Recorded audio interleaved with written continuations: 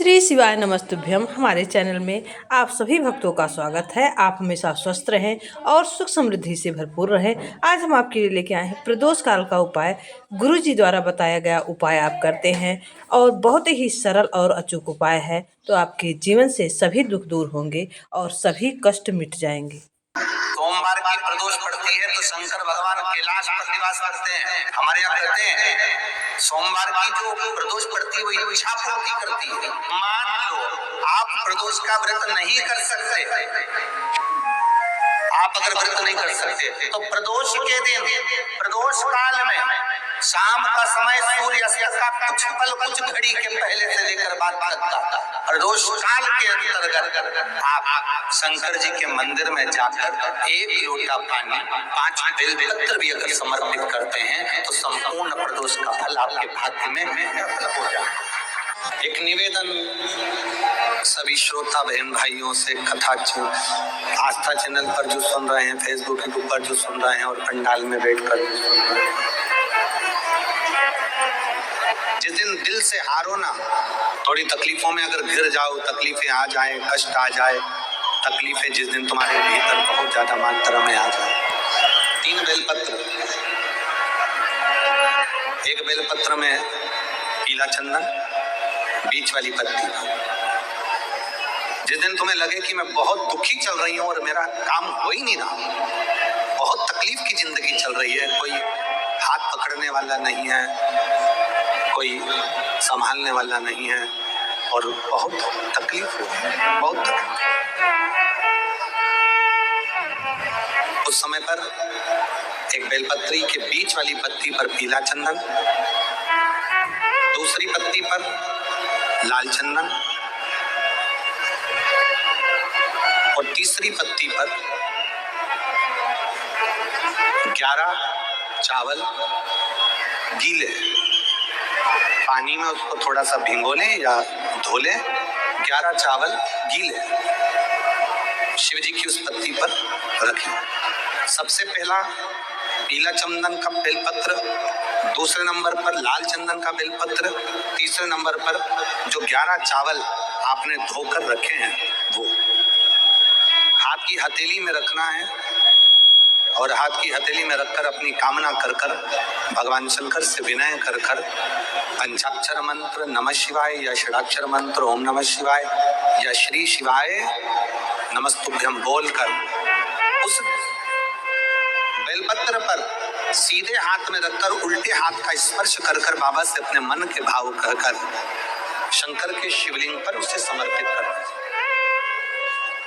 एक ही लोटा जल, जहां से जल बहता है अशोक सुंदरी वाली जगह, एक ही लोटा जल, जहां से जल बहता है उस जल बहने वाली जगह पर 3 बार उस जल को अपनी कामना कर कर श्री शिवाय नमस्तुभ्यम या पंचाक्षर मंत्र या षडाक्षर मंत्र बोलकर 3 बार उस स्थान पर गिरा दीजिए।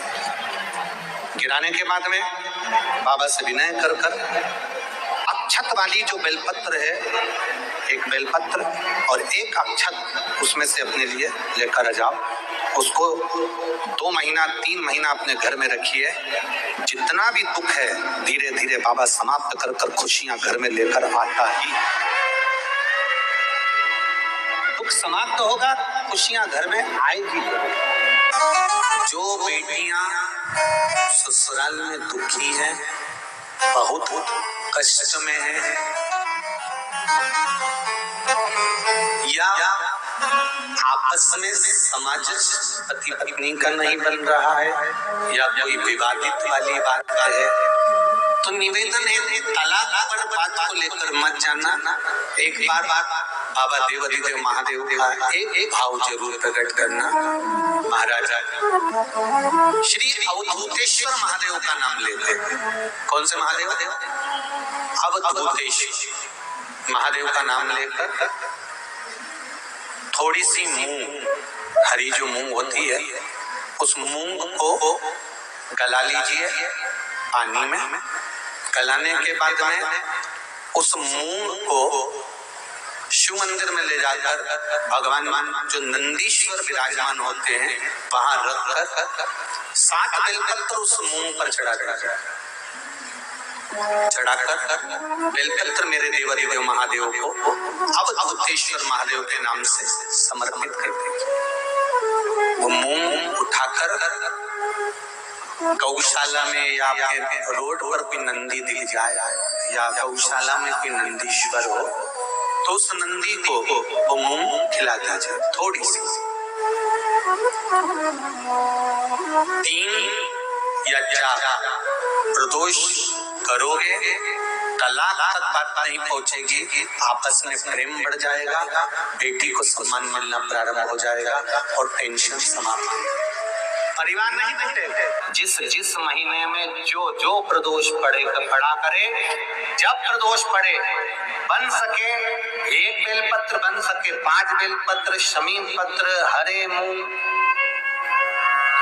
हरा मूंग, बेलपत्र, एक कलश के अंदर थोड़ा सा पानी लेकर 1 बेलपत्र, हरा मूंग, शमी पत्र डालकर और उसमें थोड़ा सा गुड़ डालकर भगवान शिव का स्मरण कर कर प्रदोष काल में, मान लो कोई काम आपका बहुत जरूरी है, बहुत दिनों से आप थक गए हैं, नहीं हो रहा, कर्जा बढ़ रहा है, धन नहीं आ रहा, व्यापार नहीं चढ़ रहा, या कोई समस्या बहुत प्रबल है, कोई एग्जाम में बैठ रहे हो नहीं हो रहा, परीक्षा भी दे दी है, रिजल्ट आने ही वाला है, तो भी प्रदोष काल में, प्रदोष के समय वो जल, मूंग, शमी पत्र और बेलपत्र और गुड़ का शंकर के शिवलिंग को समर्पित करना प्रारंभ कर दो। 2 या 3 प्रदोष करोगे, बाबा आपकी मनोकामना शीघ्र पूर्ण कर देगा। 2 या 3 करो, बाबा करेगा। बहुत तकलीफ है, दुख की जिंदगी चल रही है, कोई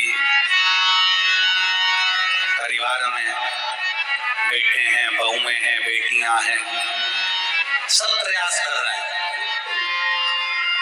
बेटे भी प्रयास कर रहे हैं, बहू भी प्रयास कर रही है, बेटी भी प्रयास कर रही है कि मुझे कोई अच्छा जॉब मिल जाए, मैं उन्नति की सीढ़ी पर चढ़ जाऊं, मैं बहुत आगे बढ़ जाऊं।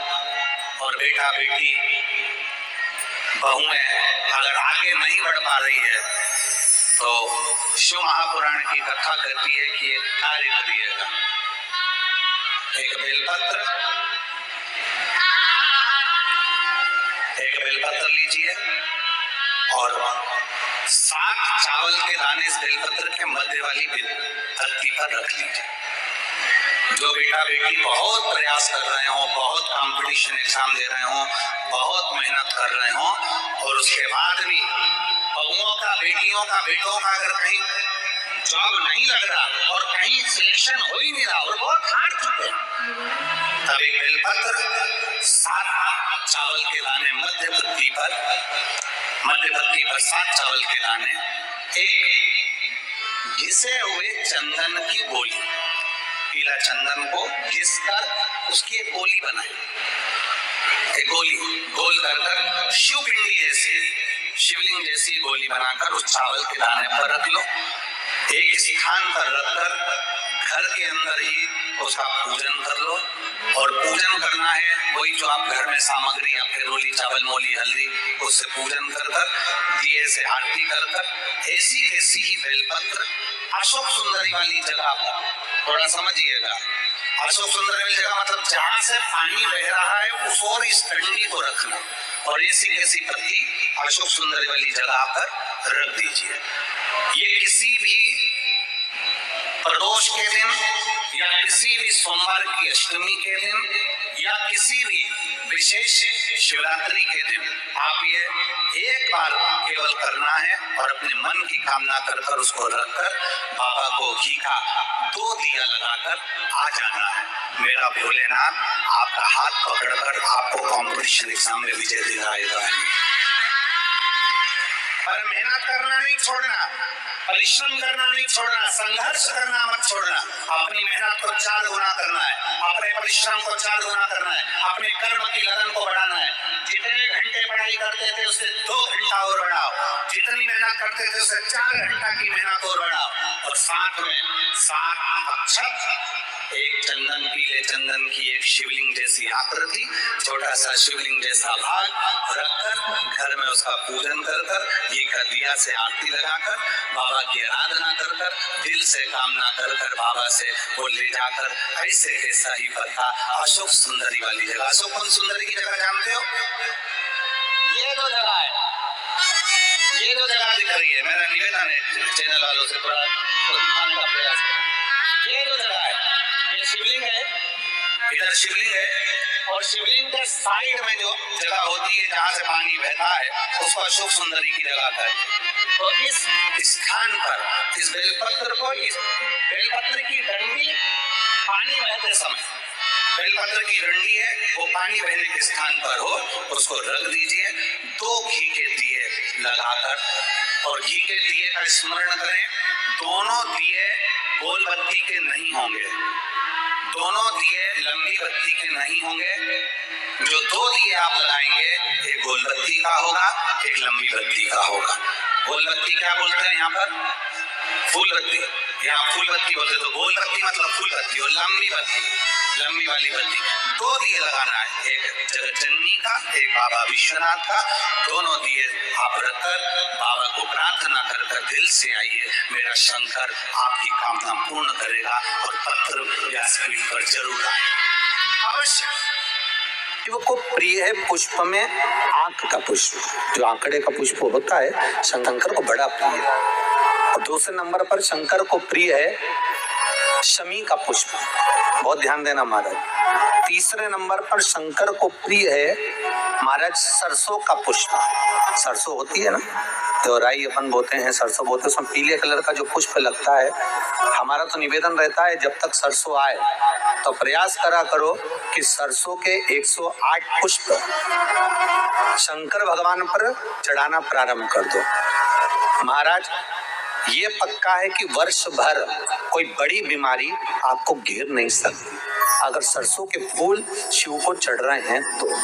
और प्रयास करना कि सरसों का जो पुष्प होता है, सरसों का जो फूल होता है महाराज, अगर कोई व्यक्ति को किडनी या लीवर से जुड़ी हुई कोई तकलीफ होती है या किसी व्यक्ति का एक्सीडेंट हो गया होता है और उसका कोई अंग रह गया हो, कोई शरीर का कोई भाग रह गया और वो काम नहीं कर रहा हो, जैसे किसी के पांव रह जाते हैं एक्सीडेंट के बाद, किसी का हाथ रह जाता है या कोई अंग काम नहीं कर रहा हो, वहां ब्लड पहुंच नहीं रहा हो, वो जगह एकदम सुन्न हो गई हो, खाली पड़ गई हो, तो उसके लिए शिव महापुराण की कथा कहती है कि सरसों के पुष्प 11 शंकर जी के राइट भाग में, जहां शिव जी के गण दरवाजे के द्वारपाल मणिभद्र जिस जगह पर निवास करते हैं, कौन निवास करते हैं? मणिभद्र। शंकर जी के दरवाजे के द्वारपाल हैं मणिभद्र जी। तो मणिभद्र दरवाजे के द्वारपाल में राइट भाग में मणिभद्र जी विराजते हैं। मतलब राइट भाग कौन सा हुआ? जब आप मंदिर से बाहर निकलेंगे तो राइट भाग, मंदिर में प्रवेश करेंगे जब राइट नहीं होना चाहिए, आप मंदिर से जब जाएं तो राइट भाग। मतलब आप मंदिर से राइट से जाएंगे तो शंकर जी का भी राइट हो जाएगा, क्योंकि शिव जी ऐसे बैठे हैं तो शंकर जी का भी राइट हो गया, देवता उनका भी राइट हो गया, तो राइट भाग सीधा हाथ मणिभद्र जी का स्थान। 11 सरसों के पुष्प मणिभद्र के उस द्वार पर आप रख दीजिए और मणिभद्र के द्वार पर रखकर अंदर जाकर 108 वापिस जब आप बाहर निकल रहे हैं, ये पुष्प आप रखने के बाद एक बार बाहर जाएंगे फिर वापिस आएंगे मणिभद्र के रखने के बाद, और अंदर जाकर 108 सरसों के पुष्प शंकर को समर्पित करेंगे महाराज। उस सरसों के पुष्प जो शिव जी को आप समर्पित कर रहे हैं उसको वापस लेकर आएंगे, श्री शिवाय नमस्तुभ्यम बोलकर उस सरसों के पुष्प को महाराज सरसों के तेल की बोतल में उसको डाल लीजिए। शंकर भगवान को किसी भी प्रदोष में शाम के समय प्रदोष काल में उस तेल को वापस ले जाकर चढ़ा दीजिए शिव जी को, उसको वापस लेकर आ जाइए। उस तेल का प्रयोग आप नाभि में डालिए और जो शरीर काम नहीं कर रहा उस स्थान पर कम से कम 15 दिन 20 दिन तक उसकी मालिश करना प्रारंभ करिए। बाबा चाहेगा तो चलाने का प्रयास कर देगा और वो अंग वो शरीर काम करने लगेगा। मणिभद्र का स्मरण। श्री शिवाय नमस्तुभ्यम।